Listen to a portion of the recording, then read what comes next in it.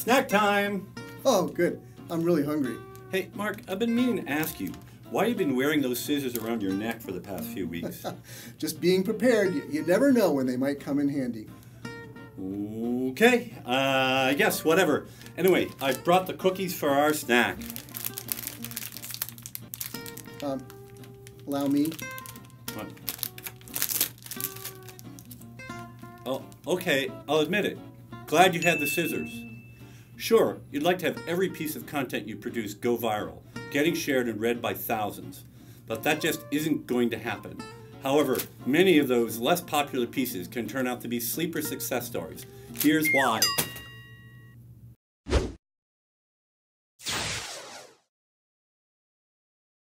So Mark, let's start with what makes a piece of content a win for a brand. Well, Eric, that depends on their goals for the content. Now, what do they want it to achieve in the marketplace? If they just want to increase their audience and brand awareness, then the number of people who viewed the content might be the success measure, or the number of social shares that they got. If, on the other hand, they want their content to help build reputation and topical authority for them, then it might matter more who references, recommends, shares, or links to their content. But all too often, it seems like the main thing businesses care about is whether or not the content went viral. Right. Yes, which typically means the content either brought a lot of traffic or a lot of social shares, or both. Well, but aren't those pretty good measures of the success of a content piece, though? Well, that goes back to what I said earlier. Certainly lots of traffic or social shares can indicate a winning piece of content, but they are not the only way your content can be valuable for you. Well, what do you mean? What's another way brand content can be successful for a brand? Well, let me tell you something I noticed about some of our own content. Now, I'll start with one of our recent studies as an example. You published a survey of over 900 smartphone users asking how and where they were comfortable with using voice commands on their phones. Yes, and it turned up some pretty interesting stuff. Did you know men are twice as likely as women to use voice commands on their phone in a public restroom? And more than 3 times as likely to talk to their phones in a theater? I do now because of your study.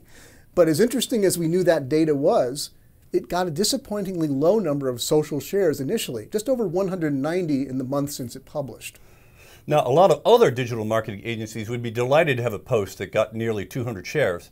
But we've been a little spoiled. Most of our big studies have gained between 2,000 and 4,000 shares. So it would have been easy to label a study with only 190 a content failure. But that wasn't the end of the story. And I want to hear the rest of the story. Okay. Well, over the next few weeks after the study published, we noticed that it started to get written about and linked to by some major blogs and publications, such as Search Engine Land, Yoast.com, Street Fight Mag, and even the powerful ZDNet site. So while our social following maybe didn't immediately see the newsworthiness of that study, some influential writers in the topic area certainly did and exposed it to their huge audiences. Now, as of the time of this filming, the study has links from over 40 domains, and those sources combined had over 1,800 social shares. So even though our content piece didn't get huge social shares on its own, its message and our brand's association with it actually did get spread very widely. And that's my point for this episode. If you consistently invest in building high-quality, authoritative content in your space, and you've done a good job of marketing that content over time, then much of that content has a chance of becoming a standard reference in your industry and will be cited and linked to by major influencers. That concept is particularly valuable for B2B content, where topical authority and reputation can go a long way in impressing potential customers. When they keep seeing your company's name mentioned in the major publications they read, it's bound to leave an impression. Yes, and that kind of content can become a gift that keeps on giving when it comes to getting mentioned by major publications and influencers. For instance, my post about the effect of social media on SEO, published 3 years ago, and your study of the true power of links and ranking, published a year ago, continue to get new write-ups and links from major publications all the time. They've earned a reputation as a go-to authoritative source in their topic areas. So let's sum it up. What's the takeaway from all this, Mark? Well, I think it's that being persistent and consistent in creating well-researched, in-depth content that provides meaningful insights to your target market can pay off in more ways than one. Now, sure, it's great if one of those pieces goes viral, but there may be even more value if you gain enough reputation that important publications and influencers want to cite your content as the best source. Thanks, Mark. Hey, are you hungry? I could go for a little something about now.